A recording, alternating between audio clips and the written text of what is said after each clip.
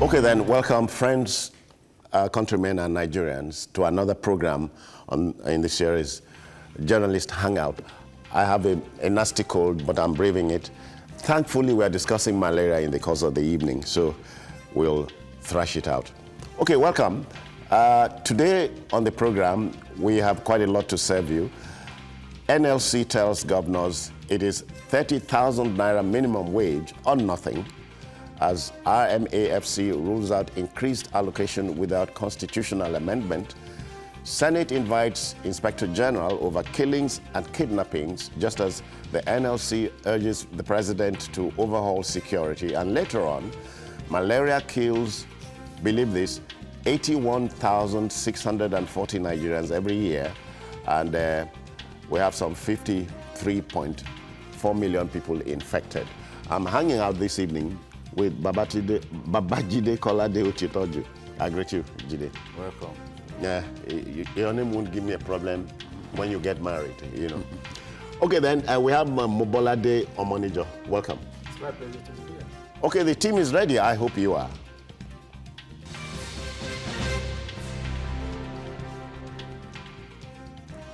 Now, have you heard the curious quote before now?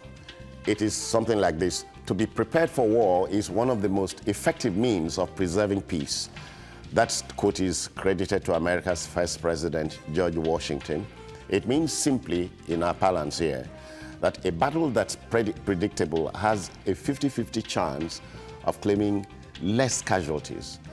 What do I mean? Organized labor has drawn the battle line concerning the 30,000 naira minimum wage signed into law the other day by Mr. President.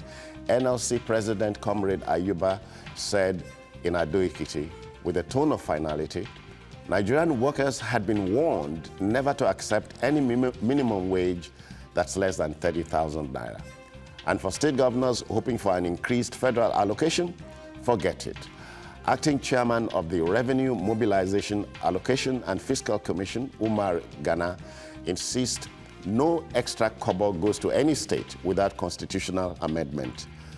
We saw this, so it's telling us what we already know. Yes. And of course, you know how problematic, how cumbersome the process of amending the Constitution can be. Talking about labor, I think that labor has its job cut out for it. They should be ready for a hell of a fight with governors, because yes, a few governors have come out to say we are ready for 30,000 minimum wage. A few governors have read, some governors said they will pay. I also, before the election, governors like Simon Lalong or Plateau campaigned on the basis of that. He promised the people that he will pay the new minimum wage, and he reminded them that the salary arrears that he inherited, he successfully cleared. So on that plank, he got re-elected. But one has to tell Labour that a good number of the governors are going to find it difficult to pay. And some of them may not even pay, may not be in position to pay. So Labour has to be ready for a fight. The interesting thing, on a positive note for Labour, is the fact that for the first time in many years, the next edition of May Day, the next Workers' Day, will be attended by representatives of workers from the ULC, that's the rival, labor group, from the TUC, and others. So it means that labor is finally coming together once again. And when all of you are pulling in the same direction, chances are that you achieve your aims. But if everyone is pulling, in different directions, then obviously it suggests that and of course, the political class will be very happy. The day will be long. Yeah. So it's Mobility, it's interesting. It will be crazy to win battles and lose the war. The war now here is making sure the Nigerian worker goes home happy. And the 30,000 minimum wage is just one of the many ingredients for having a stable polity.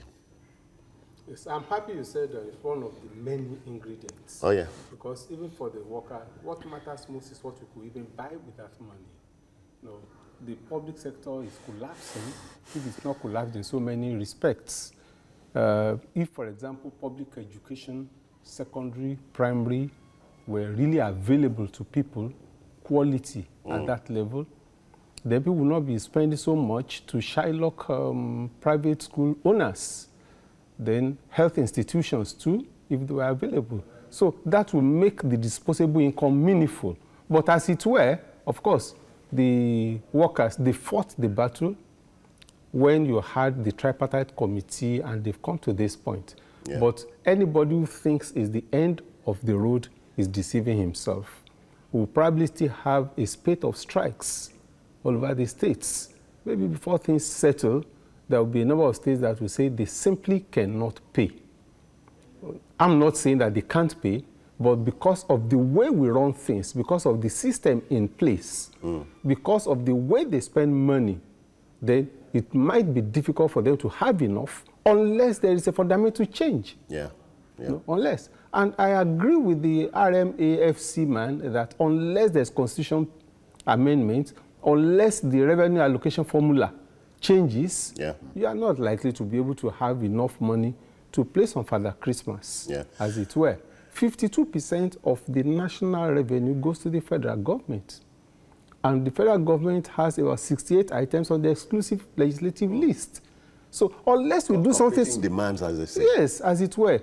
So the federal government has almost everything and they are doing very little, generally over the years, not just this government. Unless something is done, we might not be able to get anywhere. Maybe I'm thinking cynically now. How about organized labor looking in the direction of pegging earnings by federal and state lawmakers, you know? And you have a motley crowd of activists at the National Assembly. Yeah, I think something has to be done about the extortionate wages of our federal lawmakers. And states. And if you observe, during the Obasanjo years, senators didn't earn this kind of money. You know, I find it hard to believe. They never earned this kind of money. There was a time when senators were earning as little as less than 100,000 a month as their wages. Maybe you are talking about the First Republic? No. During Obasanjo's time. Yes, cycle. Before the monetization. I know what I'm talking about. Okay. Before the monetization. You know, part of why we spend so much on these lawmakers is the fact that there's a place called Akpo Village, Akpo Legislative Quarters, that we built for them.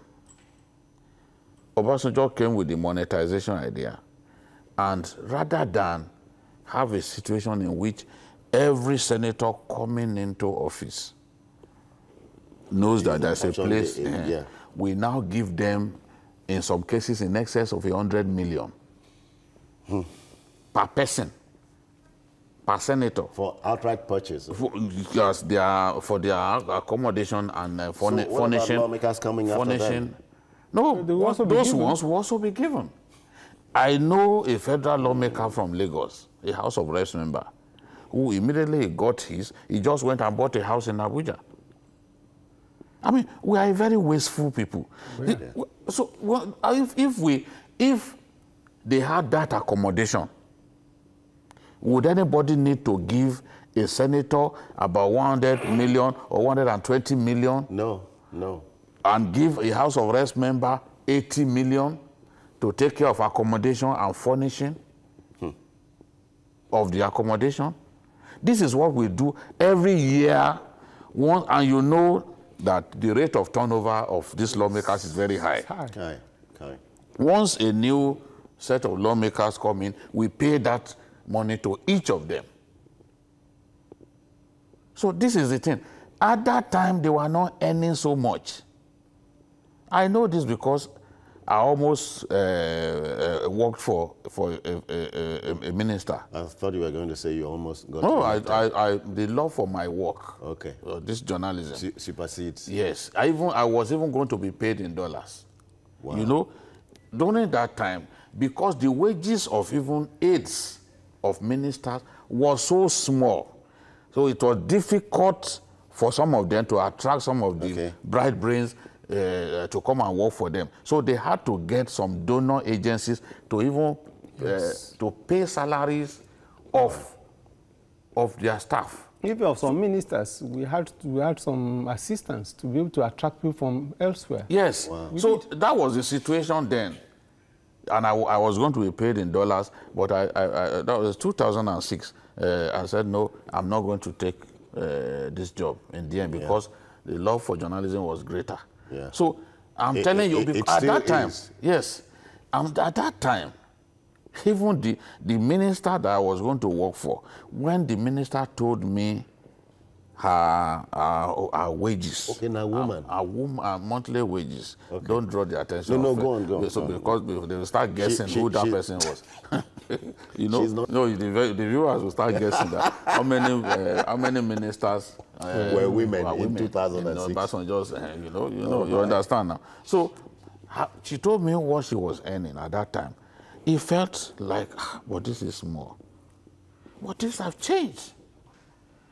Things have changed completely. So the same senators who are earning about 70,000 naira a month, go and find out what their wages are now. In public, they will never tell you what they earn in public. There was a senator who was on a live TV program, and our people were trying to goad him to even mention. I had a member of the House of Reps. I eventually almost forced him. What he did was to say, look, I'll show you my pay slip after this. No, but the devil is not in the pay slip. It's not in that pay slip. It's in those allowances. It's in the allowances because the allowances are numerous. Oh, yeah. You see, these are allowances that will make you stagger on your feet. Yeah. So this is the situation. I'm saying this to support your suggestion that this may be the way to go. Even the Revenue Mobilization and Fiscal Commission in February advised the federal government to cut down waste because the areas through which we are having leakages are just too numerous. Look at what we just heard now, that about 100 billion naira unremitted in form of stamp duty by 22 banks. Jide, don't go there. This program is 1 hour, so we won't spend more than 1 hour. A money job, but you know, you can recall with so much pain in the heart that President Buhari had given out 3 bailouts, yet many states are still owing. Yes, they are. So there's a little something we don't understand here. The little something is that really very little of governance is going on. People don't put on their thinking caps when they come into office. We just follow the template that is on ground. And you run into the same ditch that others before you ran into. That's the problem. People have to, the governors, presidents, and they've got to sit down and say, look, Nigeria is in a crisis situation. This is an emergency period. We cannot afford some of these things. Even if we have, even at the federal level, I even think even if we have bicameral legislature, there should be a way of whittling down the numbers. You don't need 360. Pardon? Unicameral. You can have unicameral, but you may not have, because they say in the federal system. Who will you chase away? But that's the problem. But even if you have bicameral, you can still whittle down. We could have 2 senators per state. You could have 240 legislators, and that will bring down the wage bill to a large extent. In the Second Republic, 5 senators per state. We had 19 states. We had 95 then in the Senate. Yeah. We had 95 people in the Senate. We could still come down from 109 to 90-something, as it were, or 90. You still pass on cutting costs. We have to cut costs. We cannot continue like this. But again, this has to be, the Constitution has to be tinkered with. Oh, yes. By them. That is the point. By them. So that is the point. I hope not for good. Jide, the chairman of the Revenue Mobilization and Fiscal Commission, Umar Ghana, suggested something. He said, what about falling back on the 1993 production sharing contracts with international oil companies? He said he had floated the idea, and it was due for review in 2008. So here we are. Yeah, there's nothing wrong with that, except that if it doesn't benefit some people, or if some people think that it will not deliver as much of their interest to them, then they should not. And we lose, according to the man, we lose billions a year. Yeah, and you ask yourself, why should this be happening? Why should some people be in government and be allowing this to happen? Just the same way we are flaring gas, you know. Exactly. And for years we've been doing it. We do not think anything is wrong about it. What the governors have been saying, look, this revenue sharing formula does not favor us. I'm happy that NLC. Ghana has come out to tell them, look, the formula cannot be altered except through an amendment to the Constitution. So how does that happen? You all know that, we all know it's difficult. And who says the president will be willing to let that happen or agree to the idea? Because when you even look at the war that we are waging against Boko Haram, it's an extremely expensive war. Absolutely. Extremely expensive. The other day I talked about how much the Air Force spends on fueling its jets. One jet alone. Fueling its jets every month. No, I'm saying, if you consider one jet and then multiply by 30 times the number of jets. They spend in the region of 345 million a month just to fuel their jets. And someone called in to say, no, why were you divulging the information? I said, it was the chief of air staff that made that point known to us. Forum. Yes, it's not that I'm revealing security information. No, this is the thing. And then you buy even bombs. Some of those bombs cost as much as 10,000 euros, which you just drop. Just one. Which you just drop on a group of bastards, and then you turn and go. The aircraft turns and goes away. So this is the thing. So who says the federal government too has not got so much to spend money on? The federal government, the wage bill of the federal government, even 3 years ago, was already in excess of 150 billion naira a month. So by the time this minimum wage thing is implemented, you know it will also lead to load shedding. No, adjustment of salary for everybody. For everybody, naturally. Incremental adjustment for everybody. So whether you're on level 16 or not, so that the person that's next to you does not catch up with you, they will add a little. That's what everybody benefits at the end of the day, including those who did not campaign for it or fight for it. So who says the federal government too won't be needing more funds? So it is a battle. Let me tell Omonijo that in one of the south states, I'm sure you'll be privy to it, a governor was at loggerheads with his commissioner for finance. You know why? The man had forgotten that there was any such thing as an internally generated revenue. Nobody talks about it. Generally speaking, it's not one state, it's not one south-south. Everywhere in Nigeria, very few governors pay attention to internally generated revenue. When they say there's an improvement or an increase, in most cases, it's because there is an increase in money coming to the state, and when they give out contracts, then they are able to get their taxes. Really, nobody is thinking about how to improve on internally generated revenue. That's one thing. But really, apart from that, anybody who is thinking of making money out of this system and ensuring that there's enough money to pay workers and make everybody happy, will have to think about the leakages. You must block the leakages. Okay. Well, the viewer is able to hear statistics here. At the end of the day, you attempted to ask yourself, is this country really poor? I don't know. Let's sleep on that. Now then, still to come, Senate invites Inspector General over killings, kidnappings, as NLC urges the president to overhaul security. We'll be back shortly. All right, folks, welcome back. You know, it's particularly revolting and distasteful, if you ask me, to imagine that there are folks in this country without remorse or compunction who would bear to see citizens killed or mowed down in cold blood. The Kajuru castle killings and kidnappings, which became second nature in Kaduna State and elsewhere around the country, tells me, rightly or wrongly, that people are reaping by these dastardly acts.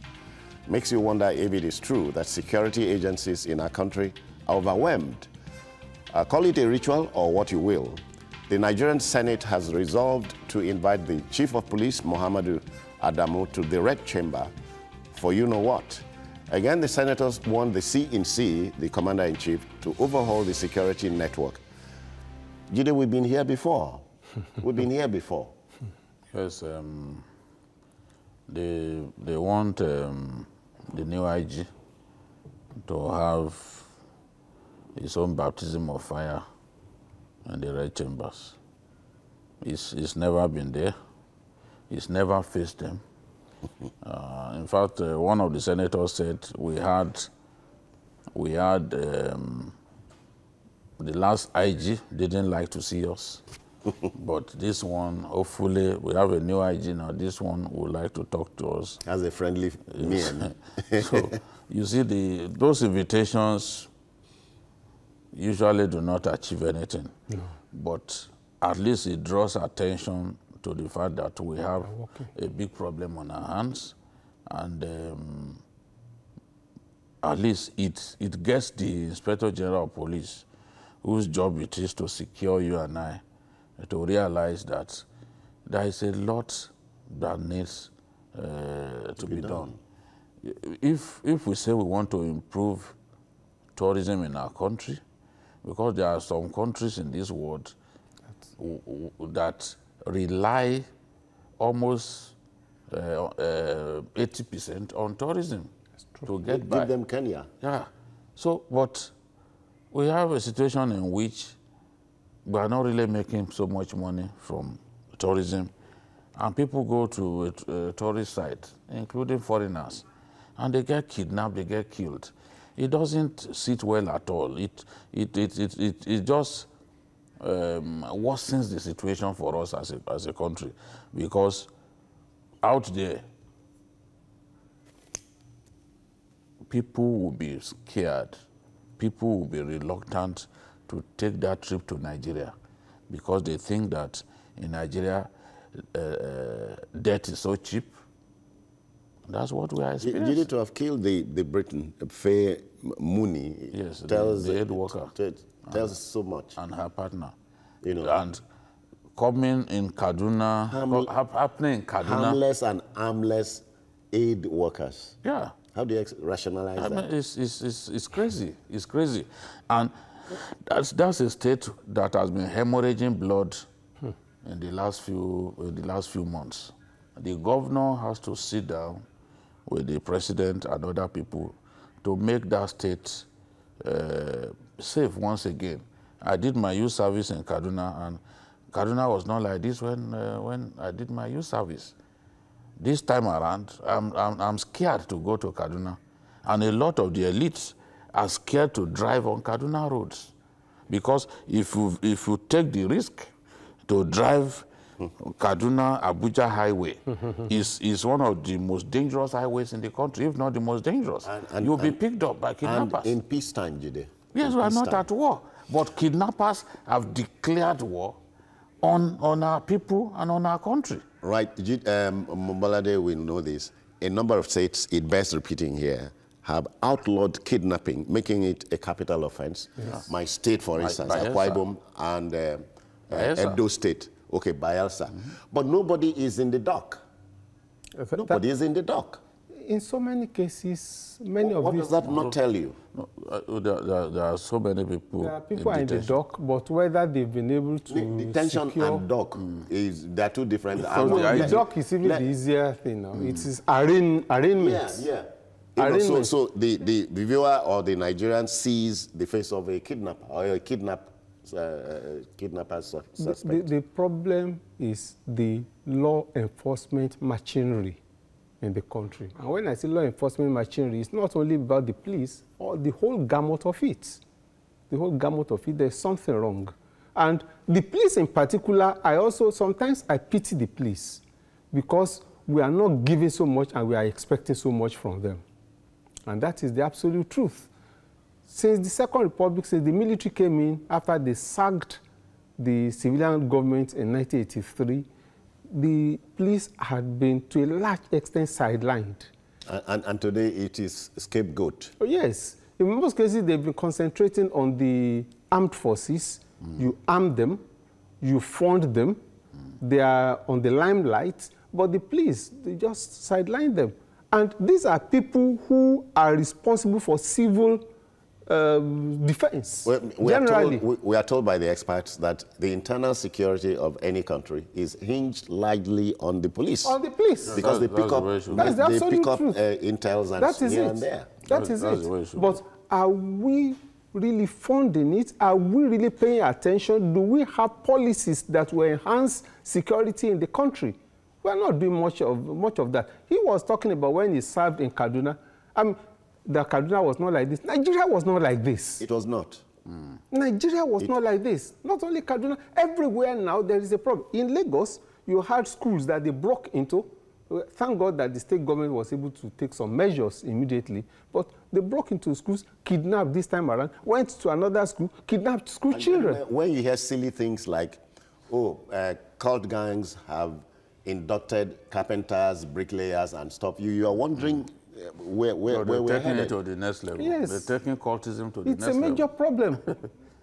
Everywhere. The other time, there's an MFM church close to my house over there. On a Sunday, they went there and they kidnapped a child. How? The child and the mother took the child and the house help. They went to the loo, and while she was in, the house help, who was also barely in her early teens, was with the child. And they said, okay, go and buy something. You know, it's in the church. Go and buy something for me out there. And before they disappeared with the child. It's a problem. It was not like this. Before, even in those days, you had bomo.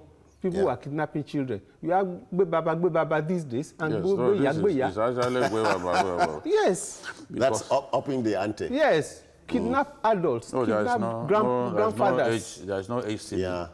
There's no age ceiling to kidnapping. And when you hear crazy ones, like crazy aspects, like, look, kidnap a hunchbacked fellow, and you make money. It sounds, come on. 7 million it shows how backward we are. One growing silliness is having the unconscionable amongst us create the impression that killings vary from government to government, if you understand where I'm coming from. Oh, under this particular government, killings was not like this. But that's misleading. That impression is misleading. Takes me to the Deputy Senate President who said, if the spate of killings is not stemmed, we run the risk of being profiled as a terrorist country abroad. We've got to do something. He has a point. Yes. His home was attacked. He escaped the armed robbery attack. You sure that was robbery? Somebody, what was? If a burglar came into your home, is either to steal your things or to kidnap. Or to snuff life out. Nobody Nobody can say exactly what that guy came for. No, he could have been an assassin, or a burglar, or an armed robber. You know. So, but if someone that high in government could fall victim, it just suggests that all of us are not safe, and it's getting worse because people are saying clearly that there's a lot of money to be made from kidnapping. Yes. It has now become a really big business in our country. Have you not been told it is an advanced mode of armed robbery? When you shoot less bullets. No, armed robbery is no longer attractive to these people. You make more money from kidnapping, and the risk of death to you the kidnapper, is a lot lower than if you were involved in armed robbery. So, and as I said yesterday, any line of business that has huge profit margin, Nigerians will kill to get involved in it. So we see clearly now that kidnapping across the states of the Federation, kidnapping is common. And it's because people pay ransom. People have lost faith in the police. When the police tell you don't pay ransom, people will not listen. Because if they invest their hope on police rescuing people who have been kidnapped, those people could be killed in custody. So they would rather negotiate with the kidnapper. That was what happened with the Nigerian player based in Italy. Did they look at the screen? The club, look at that policeman. I was going to show you. If you have the club had to send some dollars from Italy, to pay for the ransom. And occasionally you hear that no, we rescued where there was no ransom, but Baba Olufalaye exposed the lies of the police when he explained exactly how ransom was paid, where it was deposited, and all that. So long as people get away with kidnapping, and they earn huge money from kidnapping, we are not going to be able to stop this thing unless we just come up with drastic measures. And so one of the drastic measures is to overhaul the security architecture. This has been suggested. It shouldn't be difficult. It's not rocket science. It shouldn't be difficult to do. Let's have fresh ideas about how to protect our people. Pointedly, must you change service chiefs, for instance, to have fresh ideas? That's the starting point. Okay. In the first instance, it elicits confidence in the people that you are doing something. Yes. Then secondly, those who have just been appointed know that they must make their mark. No? So they are forced. They do not have a choice but to come up with some ideas on the table. In any case, even their time is up. No, it's even been up. Time is up. So what is the... I don't know why we you can pick one of them, make one of them chief of defense staff and employ, bring in service chiefs. That's the right thing to do. Sometimes not to keep them there indefinitely. Sometimes you're wondering if insecurity is wise. It's wise to change horses when you are crossing a stream. Well, the debate will continue, and we're sorry about the spate of killings in the country. They diminish us as human beings and members of the human family. All right, then, malaria. Here we go. Malaria has killed more people than all the wars in human history put together have. These latest statistics are scary too. 53.7 million Nigerians are already infected.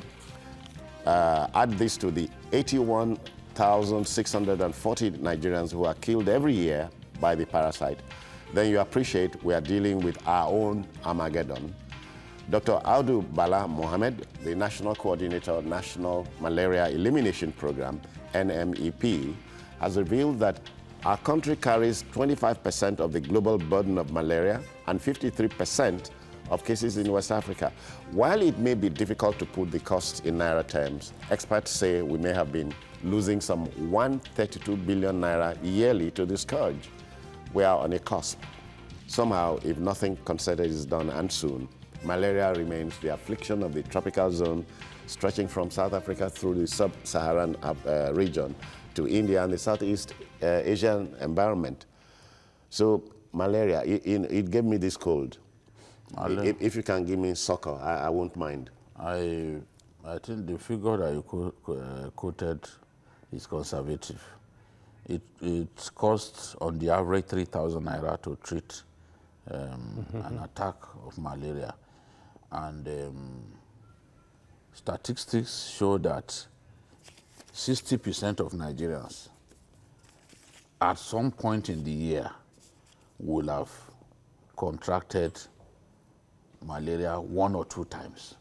Now, if it costs 3,000, on the average 3,000, which is also conservative, which is also conservative to treat malaria, it then follows that every year we spend on the average 300 billion to treat malaria.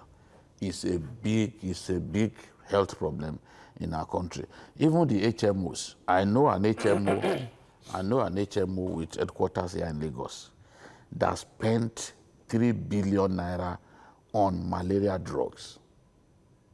Importation and all that. No, dealing with hospitals, providing drugs. You know the way the HMO thing, the way the health insurance thing works now. If they are treating someone who subscribes to their own service, they must provide the drug. The enablement for treatment they must provide. And in 1 year, that HMO spent 3 billion naira on drugs, malaria drugs alone. Because the disease burden that we carry, the quantum of the disease burden we carry, when we look at everything, you see malaria high up there. Oh, yes. You see HIV, and then tuberculosis. So these are the public health issues that we have. But how do we get out of this mess? Everyone is clamoring for the malaria vaccine. It's taking so long. The Ebola vaccine came so quickly, and we thought, if the Ebola vaccine came so quickly, how come we've not been able to find the malaria vaccine? But in my view, we just must keep working. Just must keep working.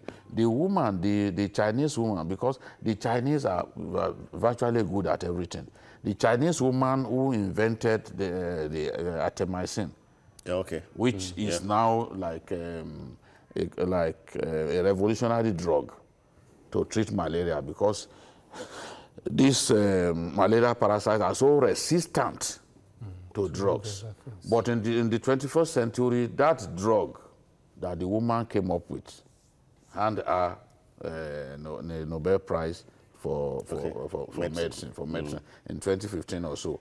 That has really helped to save millions of lives in Southeast Asia, in South America, in Africa. But we have a lot of work to do here, because how do you ensure that malaria does not, do not continue to breed malaria by our own actions? Our communities are dirty. And inactions. Our actions and inaction. Our communities are dirty. People urinate inside the gutter. Those drains are blocked. Yes. Providing opportunity for mosquitoes to breed without restraint. So how do we then stop malaria from killing our people? All right. If we do not take care of our environment. I'm told rather lamentably that donor agencies most times would send mosquito nets here for distribution free. But here, some of us sell them. You see them being sold and the traffic gridlock. No, a whole lot of things are wrong. A whole lot of things are wrong. Is that poverty or joblessness? It's everything. It's poverty of the mind to start with. There's poverty in the land, and poverty is one of the main causes of the... After all the millions Jide told you we spend? No, much of this money is from our individual pockets. So we are talking of government control. You have an elimination program. You just mentioned the name and all that. What are we doing to eliminate? We are talking about... Roll back malaria, roll back malaria and all that. You talk of vaccine. What kind of studies have we commissioned? This is where you have 25% of the global cases. Yes. The next one to us is DRC, Democratic Republic of Congo, where you have 11%. Our own physicians here should be able to generate... Exactly. After that, you have 5%, ideas. And then you have 4% in India and Uganda. No, it's like that. So 25%, 1/4 of all malaria cases in the whole world is from here. What have we done? What have we contributed to the body of knowledge? But then what's your submission regarding the vaccine? No, for the vaccine, it's good that we appear to be getting closer to having the vaccine, and it will go a long way as we've had vaccine and other things. I asked you specifically because I know we have culture and religion that will hamper the some parts? No, I don't think the problem really... Even when we had it, we were able to get over that. Really, we had it in some states. That's referring to, what was it called? This, some places. This sickness, polio. The polio. Polio eradication, yes. Polio. I think we've achieved so much with that. The last case that was reported was in Borno State, and you know Borno is a peculiar. So you can't achieve 100% penetration where people are at war and all that. So that was where we had that problem. But for me, even if the goal should be eradicating malaria. That's the point. Not simply coming up with a vaccine. Because vaccine, even when you have vaccine, you may not achieve 100% cross-country penetration for the vaccine. You know how our public health system is. The rural areas are neglected, whereas hospitals in urban centers are jam-packed. So many people wanting to see one doctor. Go to the public hospitals here in Lagos.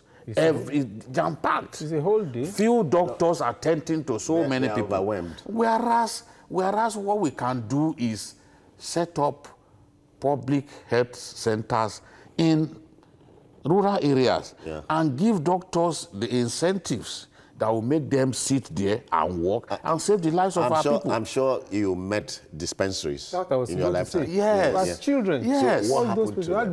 Let me tell you, if you set up those public health centers and you put schools there, I know that money is a problem, but where we are setting aside even 3.8 billion, 3.8% of our budget to health, we are struggling to do 6%. When even African governments, African presidents came together and said, let's do 15.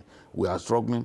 It shows that we will not be able to fund health sufficiently. So I'm not under any illusion that we'll be able to fund health sufficiently to the point that we can put health centers in all the rural areas. But we have the Dangotes of this world, people who have big companies. We can actually call them and say, look, we'll give you tax holiday if you can build health centers here and there. Yeah, that's it. And those, something, a kind of incentive that will encourage them. Almost every region has one big man, money man or the other. And we can also have mobile clinics. How do the Americans do it? Even sports. They encourage big corporations, private companies to show interest in sports. And you see a company will pick an athlete. Yes. It is their goal to ensure that that athlete becomes a world beater. Kit the athlete. Yes, everything. Is the ambassador. And at the end of the day, government says, okay, we give you tax rebate. So they get something in return for doing something good for their country. So that's the only way we can have those health centers in all of those places. Because the diseases that are killing our people are preventable diseases. Absolutely. Preventable. Absolutely. Are preventable diseases. This is not to mention age-old, what do you call it, stereotypes, who would tell you, oh, this, you know those days, malaria struck you, it was revealed that somebody somewhere is even now you still have it. Well, it's still here now? Nonetheless, it's still there, but it's not the major problem. Even those who don't believe in it, they cannot afford to even treat themselves. I hope the idea is not to shock you, gentlemen. Two key Nigerians who have made Nigerians happy over time. Baba Suwe is down, is struggling to come back. People are hoping that money people will come out to help them. And the other gentleman is Christian Chukwu. Yes. Christian Chukwu's case is even more alarming. Can't we replicate? Is it difficult? NHIS, for example, that you have in the UK. Can't we replicate it and make it just as effective? You're talking of UK. You copied America. You're talking of UK. Talk about... In Ghana, their health insurance scheme is working. I was in Ghana the other day, and I know it's working. It's not working here. We've been at it for how many years? Only a few Nigerians have subscribed to it. That is only the a point. few Nigerians. It has not achieved the kind of penetration that will make it effective. Only a few Nigerians. It can be, because it's not like paying your tithe and then you have open heavens. But that's by the way. In attempting to take it home, malaria remains the scourge here, and it is caused by the mosquito. Yes. You don't have to be educated to a university level to know that. So this hygiene starts from home. Oh, yes. That is why I said that we leave our drains clogged. We are not doing well in terms of hygiene. There is no way we can defeat the scourge of malaria, because it's not defeating malaria. It's not just simply by ensuring that you sleep in insecticide-treated nest, or you flit your room every night. Or you have repellent in fact, the mosquitoes are now wiser. They perch on your door, waiting for you to come home. Yes. As you open that door, both of you go in. You shall say no be mosquito they send. They don't wise. They don't wise. Mosquito do this to me now. As you open the door, both of you are entering. Say, you, this man, I survive on feeding on you. Yeah. You are not going to escape. Wow. So, but seriously speaking, there's a lot that we need to do.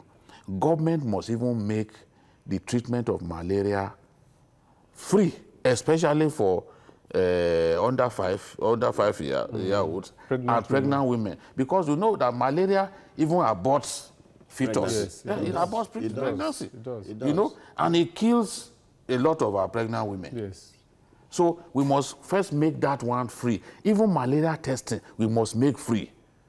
We must make free. Talk quickly about are people who are given to taking agbo, this concoction from leaves and herbs and so on. It's part of the problem we have. I hear over time it worked. Does it still work? I don't know whether it works or it doesn't work. The important thing is that you can, I believe it's not scientific. Some of them may have some potency, but what quantity do you take? How regularly should you take them? That is, most of the drugs we take are also from these herbs and all that. Yes. Yeah, but the point is, synthesized from them. that is the point I'm making. No, but we need also to be able to know: do you take 1 cup, or is it half a cup, or is it 2? Right quantity? How many times a day? Those are the things we don't have, and doctors have told us that much of these things also cause some damage to the liver. Oh, yes, because some of them are synthesized with spirits. No? Okay. Yes, now some of these present the potency. Yes. So when you take to extract when they are synthesized with alcohol, then you know that you are damaging your liver, body organs. Yeah. So a whole lot of these things, and many people these days, apart from maybe some ignorance and all that, there's poverty. People go to the hospital and they know that consultation fee alone is maybe 2,000–3,000. That's if it's not a highbrow hospital. Yeah. Then you are talking of the drugs and the medication and all that. At the end of the day, they say, I mean, I don't have enough to feed. That's the thing. No, that's malaria still kills. So they go for Ogidiga. Give me something to drink. And then, you know, one problem that our people suffer from is sometimes actually typhoid that you are afflicted by. And you start treating malaria. Self-medication is also a problem. Start treating malaria. Yes. Diagnosis is another angle. No, this one is self-diagnosis. Self/misdiagnosis. Because at the end of the day, when you now treat the wrong ailment, chances are that it could take your life. Sometimes it becomes cerebral. Somewhere. Yeah, and then it becomes even resistant. It becomes resistant to treatment. Malaria is too basic to still be claiming so many lives in this country in this age and time. All right, let me remind the viewer that malaria kills 81,640 people every year around the world. No, in Nigeria. In Nigeria, 81,640. That's conservative. It could be conservative. And 53.7 million others, including my humble self, are infected. What to do is simple. make your room or your environment clean. Keep your environment, fumigate if you can, and so on. Avoid pesticides and herbicides that are dangerous to health, and so on and so on. Gentlemen, we must leave here, but not before reminding you that God created the mosquito, and only He knows why. So, may I end on that note.